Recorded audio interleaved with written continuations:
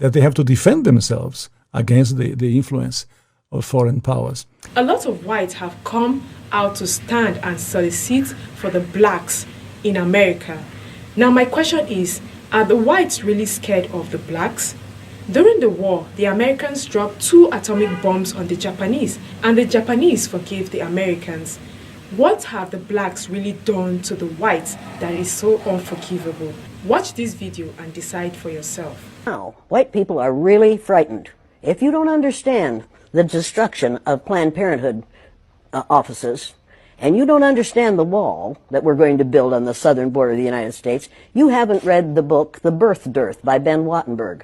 Ben Wattenberg was a brilliant Jewish man who was a member of the American Enterprise Institute, and he wrote a book, the first paragraph of which says, "The main problem confronting the United States today is there aren't enough white babies being born in this country." He was an advisor to presidents of the United States. He wrote the book in 1987. He says if we don't change this and change it rapidly, white people will lose their numerical majority in this country, and this will no longer be a white man's land. Now, I'm not misrepresenting this. I'm telling you almost exactly what he says. He says there are 3 things we can do to solve this. Number 1, we could pay women to have babies, as they have been doing in Western European nations for years. Then he says, and these are his words, not mine, unfortunately, we would have to pay women of all colors to have babies, so we don't want to do that. He says the second thing we could do is increase the number of legal immigrants that are allowed into this country every year. Then once again he says, unfortunately, the vast majority of those wanting to come to this country today are people of color, so we don't want to do that. The third thing he says, and women had better pay attention to this, 60% of the fetuses that are aborted every year are white. If we could keep that 60% alive, that would solve our birth dearth.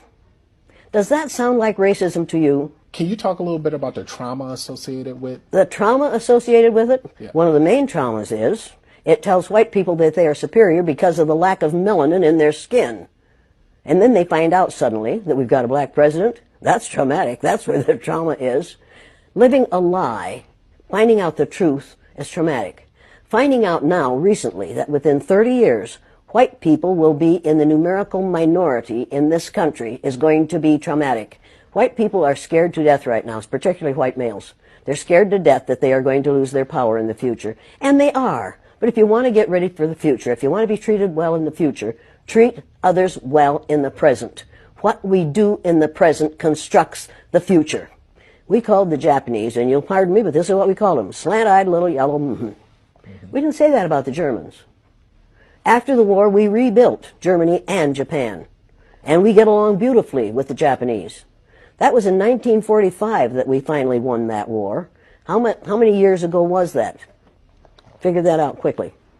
I'm not a math person, but... You're not a math person, but you know it wasn't that far. Right. And it didn't take 50 years for us to have peace with the Japanese and the Germans. Even though we dropped 2 atomic bombs on Japan.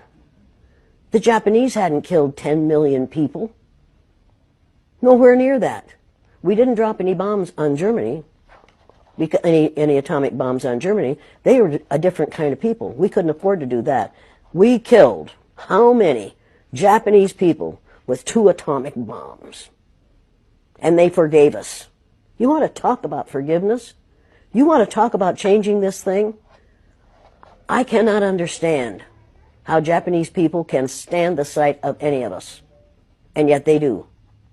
I cannot understand why black people who have been subjected to the ugliness that they've been subjected to in this country can get up every morning and go to work among us and not be absolutely furious. And I don't understand why we allow white people to behave the way they do. I don't understand that. And my 3rd graders, after they'd gone through the exercise, couldn't understand it and wouldn't tolerate it.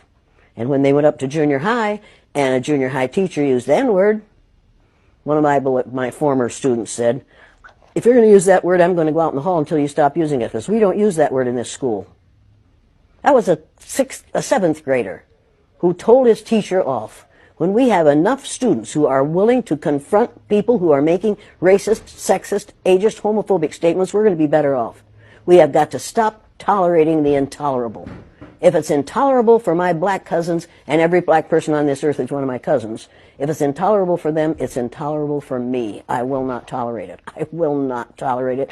That is not, that, I am required not to tolerate that kind of treatment for the people who are related to me. And that's every person on the face of the earth. If your ignorance is such that you'll mistreat somebody because of your ignorance about the color of their skin, don't do it around me. Number one, I've been threatened with death lots of times. Now I say, go for it, fool. My husband died 4 years ago. Being with him would not be a bad thing for me. Death is not the worst thing that can happen to you. Living a worthless, useless life is much worse than dying.